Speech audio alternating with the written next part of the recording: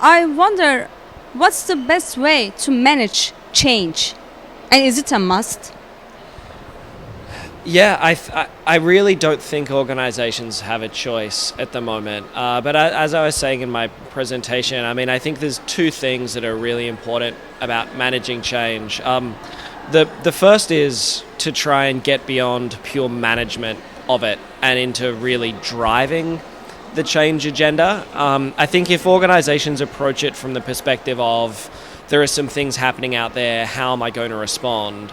You're on the back foot already. I think the conversation needs to start with there's some things happening out there. Now, what am I proactively going to do to make these changes exactly what I want for my own profitability, for the sorts of change that we want to see, for the sorts of social issues that we want to affect? I think we've got to be really proactive about it. Not waiting for something to happen, right? Yeah, exactly. Get on the front foot and really lead it as much as possible. And in IT in particular, where we're inventing so many of the things that are going to radically change the world, it's our conversation to own, I think. And the great ICT companies are doing that. The second thing I'd say is we need to make sure our approach is comprehensive. So there are lots of different tools we can use to make change happen, and I think we need to deploy all of them. We need to build structures, we need to change habits, we need to tell stories, we need to build identities, and we need to put incentives in place. Every tool we have at our disposal, I think we need to use them all if we're going to really make change happen and then make change permanent. Are companies aware of the risks for not making that change? I think there's a general understanding that it's risky to not change. One of the things that's interesting is there are plenty of high-profile examples of where the whole world knew change was happening, but the companies that most affected decided not to do anything. And I think of the rise of, say, peer-to-peer music sharing. And like Napster and downloads of music and online entertainment. And you can go back to 1999, 2000, 2001 with Sony as the world's largest entertainment company standing up saying, we will resist online music as much as we possibly can. And the whole world knew the change was happening, but the companies right at the center of it did everything they could to resist it. And I think there's a danger sometimes that organizations, particularly if they're the ones most affected, would rather resist it than try to drive the agenda. And that's the biggest risk, I think, that particularly if the change challenges your business model. I mean, there was talk today of the falling costs of telephone calls and how that's reducing revenue for telecommunications companies. And it was great to hear in the room there wasn't a let's do what we can to keep prices high. There was a okay, what does this mean for our business model and how can we find new ways to turn this into an opportunity? And that's a great sign, I think. Which companies are the best ones going rhythm with the change? I think there's different examples in different industries of companies that are highly innovative. I think in ICT, I think there's obviously some very high-profile examples of companies like, say, the way Apple has driven the design agenda, and Samsung now, I think, are probably even almost surpassing Apple as driving the design agenda. I think there's a lot of smaller providers who have been quick to pick up on the software as a service online kind of trends. I mean, there's a company called Atlassian that has done a phenomenal job of seeing what's happening in the social media space and then asking how can we apply this to enterprise. And then obviously outside of IT, that there's innovative companies in all fields. I mean, I think what's most interesting is that they all share something in common. The innovative companies that get it right. And what they all share in common is a willingness to challenge their own beliefs and assumptions about what's possible. And that, regardless of what industry you're in, I think is the hallmark of an innovative company. In ChangeLabs, what's your strategy in getting contact with the companies? As in clients for... So we have two strategies for getting contact with companies. One is what we call thought leadership. And we see this a little bit in IT at the moment, and say this has been one of IBM's core strategies, is we have a fundamental belief that if we commit to the most exciting research, the most innovative approach to doing things, the most broad-based research approach, then people will come to us. And that's why we do things like come to conferences, and the more we speak about it, the more we write about it, the better. And our second approach has been to identify, and this is just our personal philosophy, it's to identify the things in the world we're most passionate about, whether they be IT, social change, health, financial education. Our strategy is to identify the areas that we're most personally passionate about, make a hit list of the people we would in our wildest dreams love to partner with, and then kick down their doors until they agree to work with us. So that's been our approach.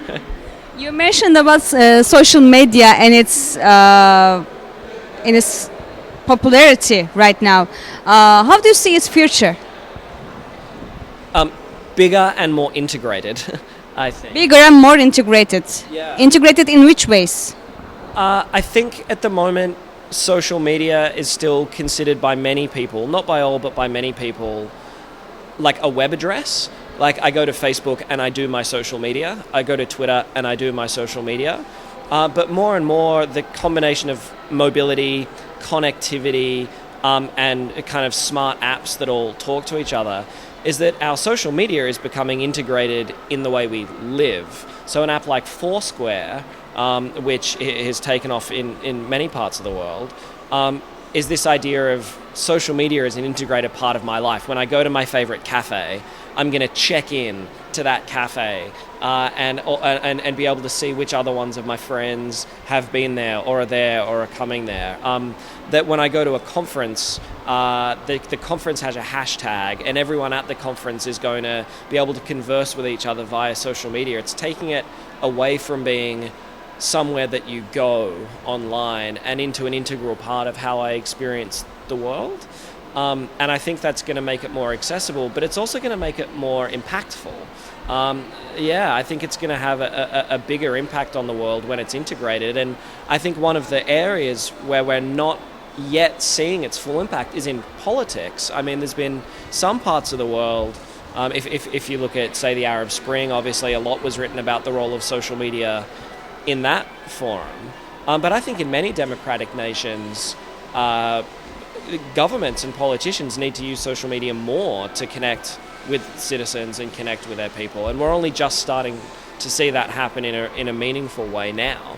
Like, I think Obama tested.